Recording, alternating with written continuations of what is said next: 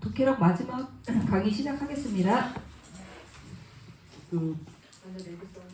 독해보다 독해력을 강조하는 거는 저는 이제 정답의 독해를 좀 안 받아들이는 거죠. 제가 워낙 다르게 생각도 많이 하니까. 근데 그것뿐만 아니라 아이들이 정말 다르게 본다.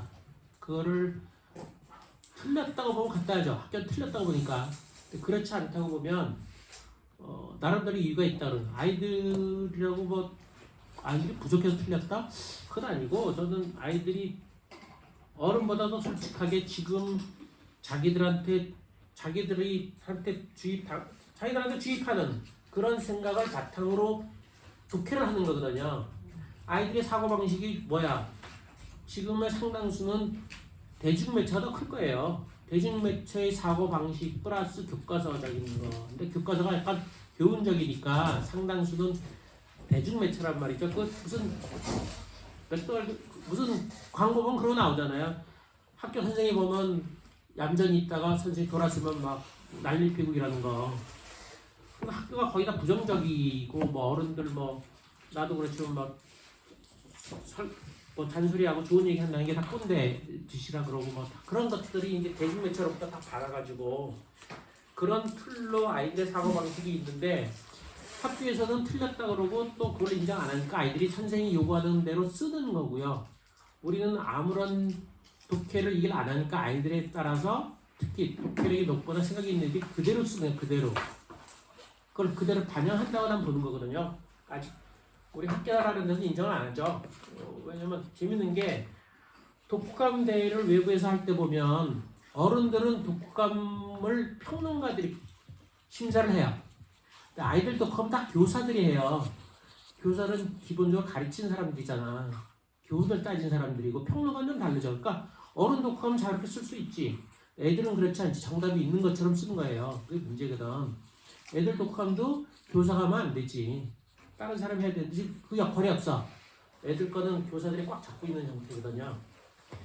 그 손수레 전쟁 보면 손수레 전쟁이 언젠가 나왔는데 그거 보고서 우리 어머니들이 다 놀랬어. 야 이렇게 대단한 책이 있나. 너무 정말 이 책 앞뒤로 보면 전쟁에 대해서 이거 여기 없어요. 이거 딴 책이야 딴 거. 동아비평 책이야. 전쟁을 잘 설명하고 있다. 왜 그렇게 썼어? 그러면서 너무 구체적으로 써서 이게 사실 같아. 뉴욕에서 벌어진 전쟁을 썼는데 이게 어떤 사람은 찾아봤어. 정말 그 시대에 그게 있었을까 줄 아주 세밀하게 써가지고 너무나 실감 나는 거예요. 그런 책이 나와가지고 우리 다 열받고도 보고 막 그랬어. 그래서 거기서 순수레하고 트럭하고 이제 하면서 트럭이 강자하고 순수레 약자잖아. 트럭 때문에 그래서 트럭이 이제 몰래 음모 꾸미고 해가지고 결국 전쟁이 일어나서 이제 시민들이 순수레 도와줘서 뭐 이렇게 돼서 너무나 애들한테 정말 적절한 전쟁과 평화에 대해서 또는 전쟁이 일어나는 과정에 대해서 알려줄 수 있는 너무 좋은 책이라고 흥분하면서 선생들이 막 읽고 교재를 썼는데 독감 쓰는 거 보니까 손수레 나쁜 놈이라고 씁니다. 와 손수레 나쁜 놈이야. 저기 아니 저럴 수가. 근데 보니까 그거가 재밌는 게 하다가 그 다음은 내가 해석이야. 자 기본적인 무의식이 그런 거야. 프레임은 손수레 전쟁이잖아요. 손수레 전쟁. 영어도 그래요. 영어도 카트와예요. 카트가 손수레잖아. 카트와. 근데 이걸 보면 전쟁 이렇게 붙이는 거예요. 그러면 내가 누구야? 내가 손수레 반대편이야. 보세요. 임진왜란 그래. 임진왜란. 임진란에 왜하고 싸운 거야. 여기서 숨어있는 거는 나잖아. 나는 누구라. 딴 나라 그러지. 그렇죠? 나를 숨기고 상대방하고 얘기하는 게 일반적으로 표현하는 거. 손수레 전쟁 그러면 내가 누구예요? 트럭이야. 트럭. 그게 무의식적으로 들어가는 거. 그런데다가 여기에 그 진보 이런 거 나올 때 그 트럭 쪽 사람을 지지하는 게 진보라고 얘기를 표현이 또 나와. 근데 애들은 당연히 손수레는 부닥다리고 그렇지 트럭이 들어. 그래가지고 그런 무의식을 건드리면서 트럭 편을 드는 거예요. 저럴 수가 안만 그래도 그렇지. 근데 이게 한두 해 모르겠는데 제법 숫자가 좀 되는 거지. 그러니까 저런 걸 틀렸다고 보기가 참 어렵다는 얘기지. 이걸 물론 제대로 독해한다면 당연히 안 그러겠지. 어른들은 이렇게 볼래? 아무도 없어요. 그리고 더군다나 이 트럭 회사는 3인방 나오거든. 크게 회사 3개가 나와서 쟤들이 음모를 꾸며요. 얘들을 어떻게 길거리 자꾸 트럭이 그 배달 가는데 자꾸 손실이가 거창스러우니까 쟤들 어떻게 좀 치워버리자. 그래서 이제 음모를 꾸미는데 음모를 꾸미니까 그걸 알고서 손실애가 그래서 이제 이걸로 한 트럭이 손실을 탁 밀쳐가지고 이제 좀 트럭도 망가지고 사람 다쳤나 뭐 그랬거든요. 근데 그런 일들이 자주 발생하면서 손수레가 전면전을 한 거야. 전면전을 한 거거든요. 그러니까 트럭이 손수레를 마치 개인인 것처럼 툭툭 건드렸어. 트럭이 조금만 건드려 손수레는 부서지고 망가지고 그러잖아요. 그런 일들이 자주 벌어지면서 손수레가 이거는 저쪽에서 음모를 꾸미는 것 같다. 우리가 전면전으로 타이어를 이렇게 빵꾸나게 하는 걸로 해갖고 코알칩이라고 하는 거거든요. 그러면 아이들한테 어떻게 되냐면 아이들이 우리나라 한국전쟁 보세요. 한국전쟁에서 우리는 6.25라고 해서 6.25라는 게 뭐예요? 그쪽에서 6월 25일 날 쳐들어왔다는 얘기잖아요. 그렇죠? 그래서 우리 6.25라는 걸 강조하는 거거든요. 근데 그쪽은 어떻게 보냐면 민족해방전쟁이라고 하거든요. 6.25 이전에도 8.15 이후부터 45년부터 50년 사이에 잘잘한 전투가 계속 있었다는 거예요. 우리가 많이 건드리고 이승만 애들 나 평양 가서 점심 먹겠다고 그랬거든요. 늘. 그래서 잘잘한 거 벌어진 상태에서 전면전 내렸거든요. 그러면 이 트럭이랑 보면 이 잘잘한 전투가 우리가 도발을 많이 했는데 이거는 트럭이 한 거고 전면전은 손수레가 한 거야. 그래서 손수레가 났거든. 딱이잖아. 저런 사고방식이야. 그러니까 애들이 저걸 그렇게 쓰니까 손수레가 나쁜 한 놈은 제목에도 그렇게 썼어. 손수레 나쁜 놈. 중사비가는 저걸 아니 원래 이제 앞소리도 알지만 난 처음엔 놀랬지. 지금 말이 돼? 말이 돼? 아무리 그래도 저렇게 해석할 수가 있어. 근데 그런 일이 자꾸 나오고 왜 그런지를 자꾸 그래서 찾아보니까 저런 식의 얘기들 이 전쟁 이건 없고 애들이 나쁜 놈이라 할 때 이 전면전을 퍼뜨리고 뭐 이런 걸 구사하고 분명히 음모가 나왔는데 음모를 안 하고 중국을 발표 다 해요. 근데 그 음모를 그게 전쟁의 시작으로 안 보는 거야. 그건 안 보는 거야. 애들한테도 그렇지. 애들한테 얘기 설명했을 때, 야, 얘가 그 말로 놀렸어. 그래서 얘가 옆구리 푹 찔렀어. 얘가 주먹을 살짝 쳤어. 상대가 쳤는데 피가 났어. 누가 잘못이냐? 알 수가 없어. 그러니까 그건 기준에 따라 하는 거지. 그렇지. 근데 그건 주먹으로 때리는 건 큰 거거든요. 그러니까 어디부터 책임을 주고 그건 사실 애매한 거예요. 애매한 거. 그러니까 애들의 경우는 자기 나름대로 다 자기 사정에서 얘기하니까 저 경우에 손수레가 트럭 회사가 음모를 꾸민 거가 가장 큰 원인이다라고 어른들은 당연히 보는데 애들은 아닐 수도 있다는 거지. 알 수가 없어.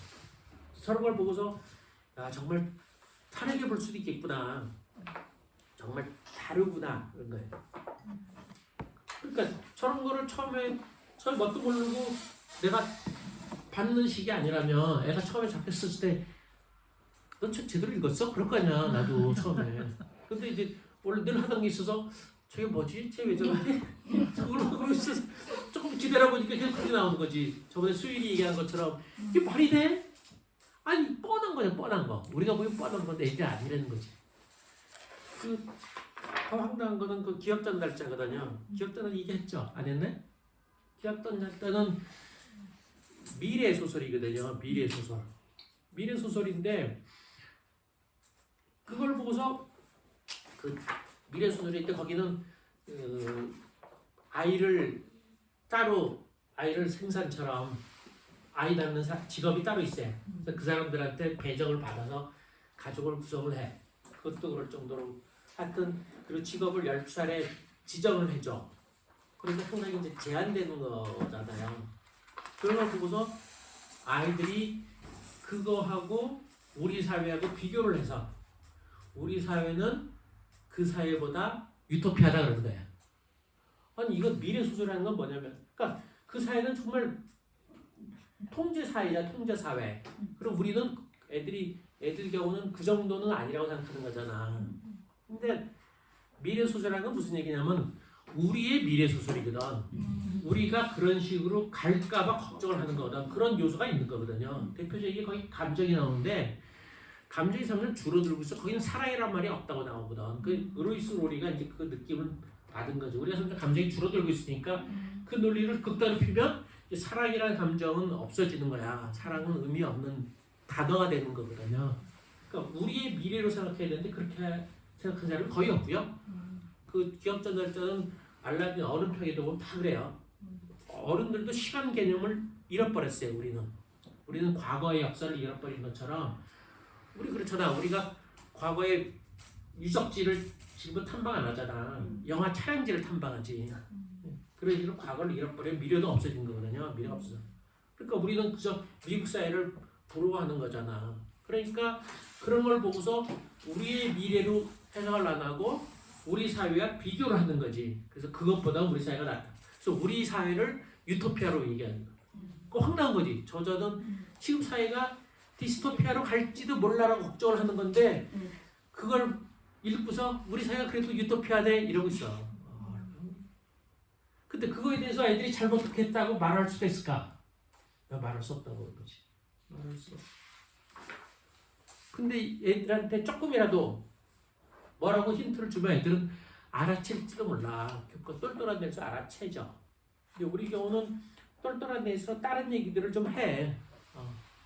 그러니까 자기 생각이 얘기하는 거는 우리가 뭐라 그럴까 얘기도 하는 것이고, 그 아이들은 교과서 정답이 아닌 뭔가 받은 걸 얘기하겠지. 우리 사회에서 대중매체다 그런 이데올로기를 받은 걸, 그걸 통해서 소설을 독해를 하는 거니까, 자기가 배운 걸 통해 독해를 하는 거지 교과서로 하는 거 아닙니까? 그래서 그런 거 봐서라도 그 애들이 뭔가 독해한 거에 대해서 내용으로 접근하는 건 상당히 위험하다. 점점 그렇게 되면 애들은 이제 자기 생각 안 하는 거거든. 그거를 일단 받아들이고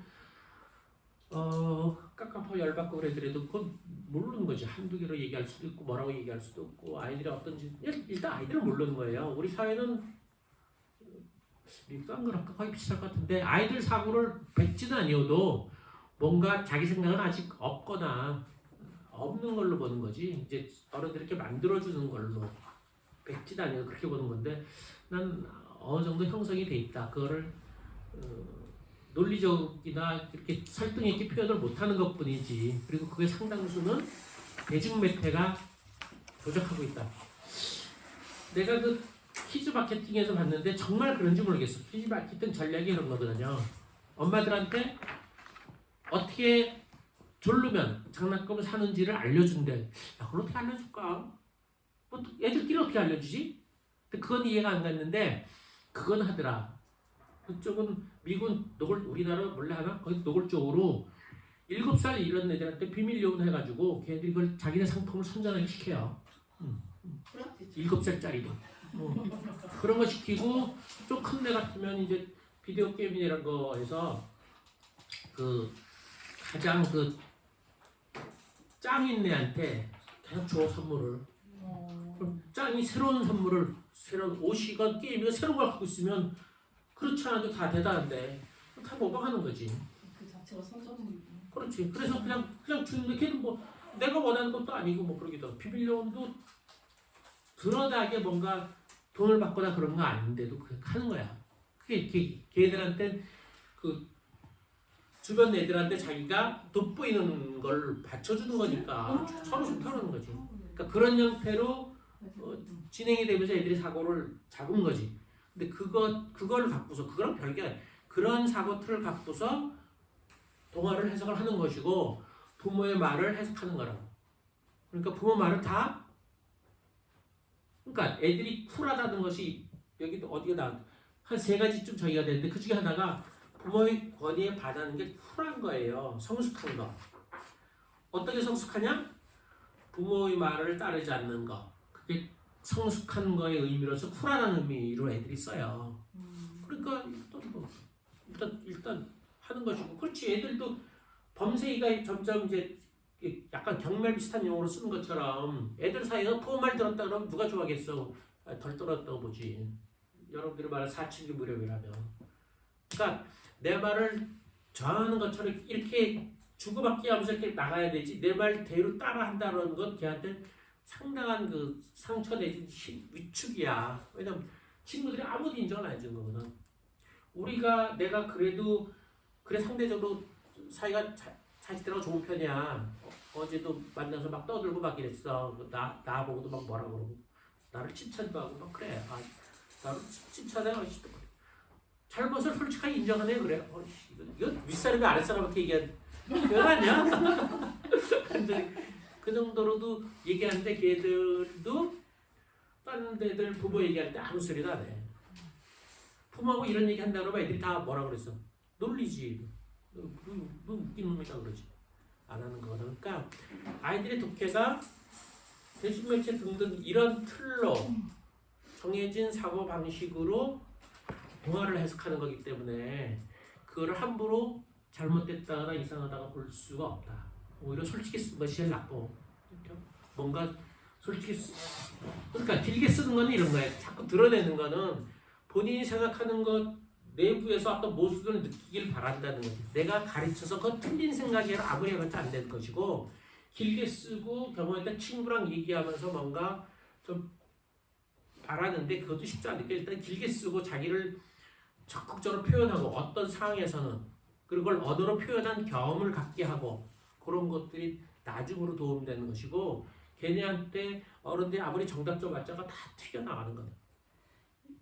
수업하는 애 중에 중학교 3학년 남자애가 있는데 걔가 계속 아이들의 행동에 대해서 판단하고 어른들이 그렇게 모범을 보여줘야 되는데 애들이 그 나쁜 짓 했을 때 안 한 거에 대해서 계속 지적하는 애가 한 명 있어요. 그래가지고 그래서 내 문제부터 시작해고 막 그런 걸 해. 그래서 너는 그러면 내가 쪽에 관심이 많은가 보다 하면서 내가 책도 막 주고 막 그랬거든요. 그쪽 읽어봐라 막 하고 하는데 이번에 손수레 전쟁에 대해서 썼어. 근데 손수레 전쟁에서 뭘 가졌냐 그러면 저기 안에서 콩알침으로 그러니까 그 손수레들이 콩알침을 만들어서 그 트럭 타이어에 펑크를 냈거든요. 근데 아이들이 그게 재밌어서 모방을 하는 거야. 그래서 그 콩알침을 만들어서 애들이 다 그 트럭들을 타이어를 펑크내는 거였어요. 그거 갖고 한 20줄을 쓴 거야. 어떻게 그럴 수가 있냐. 애들이 그렇게 모방을 하는데 그거를 아무 지적도 안 하고 아이들을 다 감옥에 가두는 것도 아니고 벌을 줄 수도 없고 하면서 막 쓴 거야. 그랬더니 나중에는 그러니까 어느 나라는 그때 하도 궁금해갖고 그래? 야 근데 너는 어떻게 맨날 왜 애들한테 그렇게 얘기를 하냐. 얘가 배구부 주장이기도 하거니와 자기는 이제 경찰대학을 갈 거래요. 그래가지고 경찰대학 가고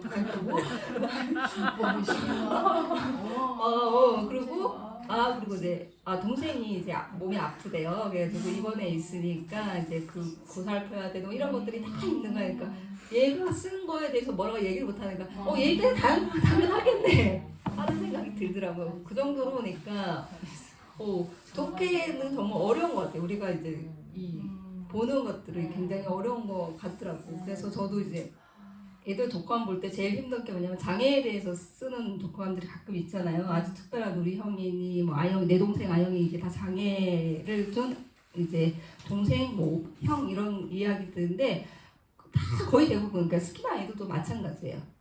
다 대부분 뭐라고 쓰냐면 다 불쌍하다, 안 됐다, 도와줘야 된다, 그리고 그것을 극복해서 다행이다 이런 식의 이야기를 다 해요. 그러니까 저희도 그냥 다 그렇게 쓰고 나면 그냥 우리도 당연하게 그래 공감 잘했고 당연히 그렇게 이해해야지 하고 만족하잖아요. 근데 제가 이제 최근에 작년에 소장님이랑 그 그림책 서평 그거 작업하면서 휠체어를 탄 이 책 봤었거든요. 소녀를 위한 동화는 없다. 이 책 보면서 확 깨진 게 있어요.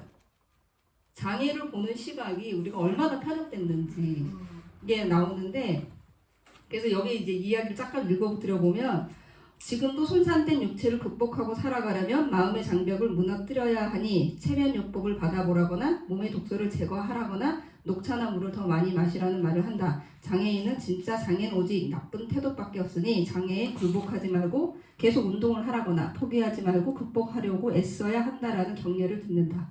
라고 얘기하면서 감동 포르노라는 이야기까지 이제 얘기한다 그래요. 장애가 있는 몸은 부족하다라는 시선으로 뭔가를 이 사람들이 해내면 굉장히 감동 먹고 일반인도 해낼 수 있다라는 그 이야기를 감동 토론이라고 이제 굉장히 이제 많이 얘기를 한다는데 우리가 살고 있는 생각 자체가 그런 것 같아요. 우리 장애인을 바라볼 때 그러니까 공감을 한다는 건 좀 다른 것 같아요. 우리는 보통 이제 아이들이 불쌍하다라는 이야기했을 때는 연민을 느끼는 어떤 감정을 나타내는 표현이지 공감인지는 사실 생각해 봐야 되는 거예요. 공감은 훨씬 더 높은 차원인데 우리는 그냥 공감을 연민의 느낌과 같은 차원에서 얘기를 하는 것 같아요. 아까 소장님이 성숙이라는 이야기가 성숙이 굉장히 높은 단계임에도 불구하고 그냥 지금 현재 뭐 부모한테 반항하는 거 아니 우리도 그냥 몸이 이렇게 성장하는 거 이런 걸 성숙이라고 얘기하는 것처럼 공감도 아마 그런 식으로 굉장히 낮게 지금 이야기 되어지고 있고 우리는 지금 현재 연민의 감정을 갖고 이야기하는 것들을 보통 공감 갖는 거 아니야? 아이들이 니체를 갖고 공감 능력이 있는 거 아니야? 그리고 독해를 그렇게 해내는 거 아니야? 라는 이야기를 주로 하는 것 같아요. 그래서 조금 다르게 봐야 되지 않나 하는 이야기를 좀 하게 됐어요. 자, 그래서 이제 시간이 이제 한 30분 정도 남아 있고요. 그 다음에 그래서 지금 소장님 조금 더 얘기하실 하실 거 있나요?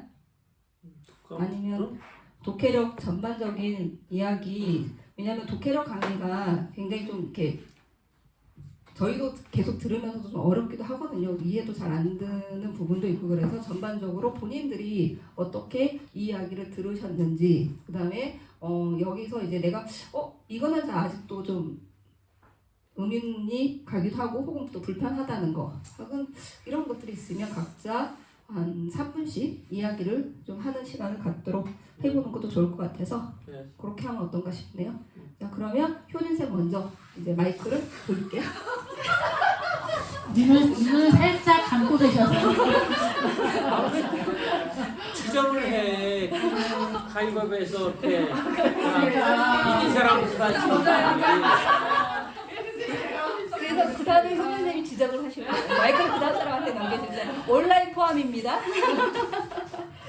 네, 우선 이번이 두 번째 저는 듣는 건데 이 강의를 그저 2년 전에 듣고 그죠? 근데 이때서야 아주 조금 독해력이나 뭐 사고력, 기억력이 이렇게 구분이 되고 가고 있구나 이제 대략이 아니라 조금 알게 됐고 왜 독후감을 쓰는지에 대해서도 그 이유를 이제 이번에 독해력 들으면서 알게 된 계기가 된 것 같아요. 그래서 독후감이 아까도 말씀드렸듯이 기억력 그리고 사고력, 독해력의 그 최종본이 아닐까라는 생각을 했고 그래서 여기를 저는 욕심에 잘 써야 되겠구나 그런 게 전제가 되어서 애들을 평가하는 거고 선생님의 그동안의 노력이 평가되는 부분이다라는 생각이 들었는데 오늘 소장님 강의를 들으면서 보이지 않아도 애쓴 게 있고 그 다음에 그 속에서도 계속 가고 있는 중이라는 거에 대해서 좀 명심을 둬야 될 것 같다는 생각이 들었어요. 그래서 독후감을 많이 읽진 않았는데요. 애들 독후감을 그래도 맨 처음에 읽었을 때 이걸 뭘 쓴 거지? 라는 그런 것도 있고 너무나 제 생각보다 너무 깊은 생각을 해서 놀란 아이들 독후감도 있으면서 이렇게까지 4차 수정본을 볼 때는 중학생 정도 됐을 때 독후감을 봤을 때는 이런 생각을 어른보다 더 깊은 생각을 하는 애들 보면서 어떻게 이런 생각을 했지라는 그런 생각이 좀 많이 들었거든요. 그래서 그 아이가 그 정도의 독후감을 쓸 때까지는 그 선생님이 그 아이들한테 드린 정성이 얼만큼이라는지가 조금 보이게 됐고요. 그리고 정말로 그 아이들 하나하나의 그 맞춤으로 해서 나간다는 거에 대해서 참 좋구나라는 생각을 했고 만약에 내가 스키마 지도를 하는 선생님이 된다면은 참 재밌기도 하겠는데 되게 어려울 것 같다라는 생각도 들었어요. 그래서 참 매력적인 부분인데 그 이후에 있는 많은 일들은 참 어렵겠구나 그 생각이 좀 들었습니다. 근데 혼자서 여러 개를 다 하면 다른 사람 무슨 얘기하라고 그러니까 한 가지만 얘기하라 그래요. 큰일 났다 이제 다 했네 끝. 주고 싶은 사람 주세요. 올라갑니다 막 이렇게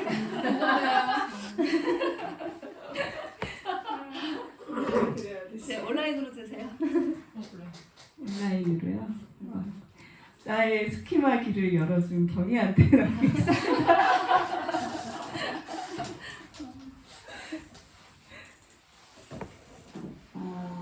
저는 복습이 두 번째 때 처음에는 정말 아무것도 몰랐던 것 같아요. 뭐 기억력, 또 집중력, 사고력, 또 지금도 독해력도 마찬가지고 두 번째 들으니까 조금 아이를 보내서 그런지 모르겠지만 조금 아주 조금 이해가 되는 부분이 있고 수업 전체 내용이 제가 봤을 때 뭐 소장님 수업이나 다른 선생님들은 제가 참관하지 않아서 모르겠지만 전체적인 큰 틀이 내가 어떻게 보이냐가 중요하고 교사가 어떻게 보이는지에 대한 평가에 어떤 목말라 있는 것보다는 아이 기준점으로 아이가 얼마나 자기 표현을 하고 자기 생각을 펼치고 그다음에 자기가 정체성이라는 건 아직 잘 모르겠지만 그런 수업 방향을 하고 있다는 것에 지금 계속 수업을 들으면서 이런 수업을 아이들이 받을 수 있다면 참 좋겠다는 생각은 되게 많이 드는 것 같아요.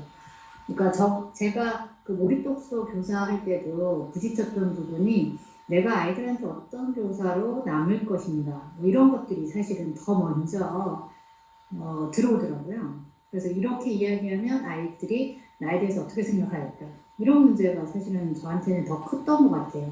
근데 지금 계속 강의랑 그다음에 소장님 어떤 수업 태도나 이런 것들을 보면 내가 어떻게 보이고 내가 선생님으로서 아이들한테 존중받고 그다음에 권위 있고 뭐 이런 게 사실은 중요한 게 아니라 아이들이 이 수업을 통해서 자기 능력 애쓰는 거 그래서 확장하는 거 뭐 이런 것들이 중요해서 포커스가 거기에 맞춰져 있고 그게 제일 우선순위고 거기에 맞춰서 환경이나 그다음에 내가 그 교사가 계속 그런 것들을 중재하고 있다는 느낌을 굉장히 많이 받았어요.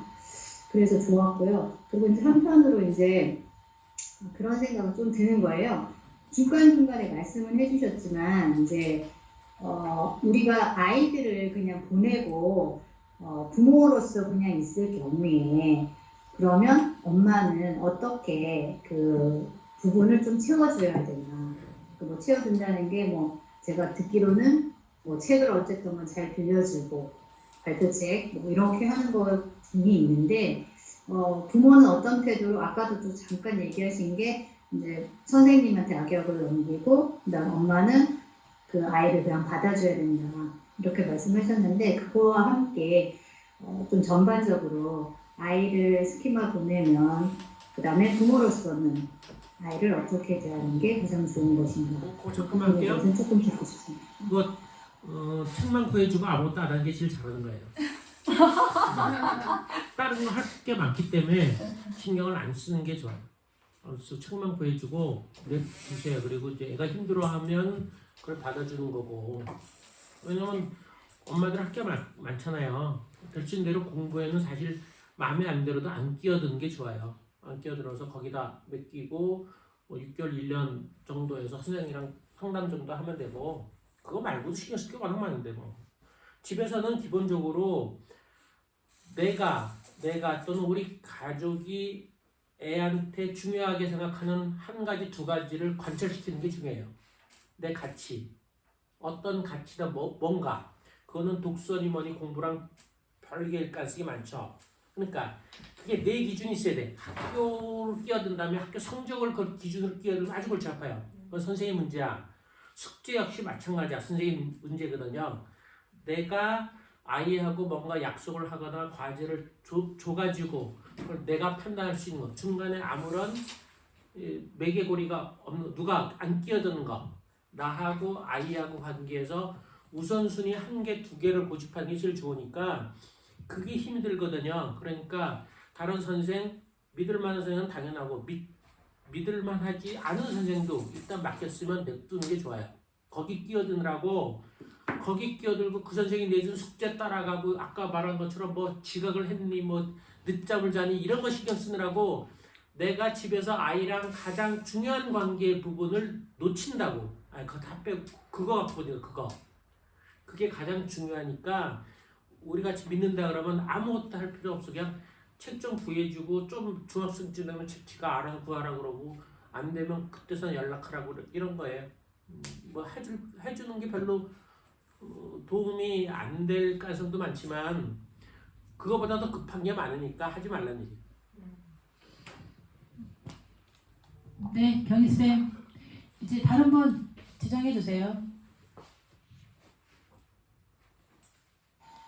네, 그러면 오프라인에 계시는 윤주쌤. 아이, 정말. 고마워요. 네.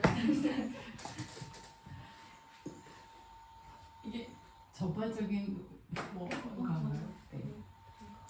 저는 그냥 제 느낌을 얘기하면 매력 있어요, 스키마. 근데 중간에 정말 짜증나요. 그러다가 왜냐면 계속 뭔가 잡힐 듯 안 잡히는 그런 게 있고 뭔가 뭐 마침표를 찍고 싶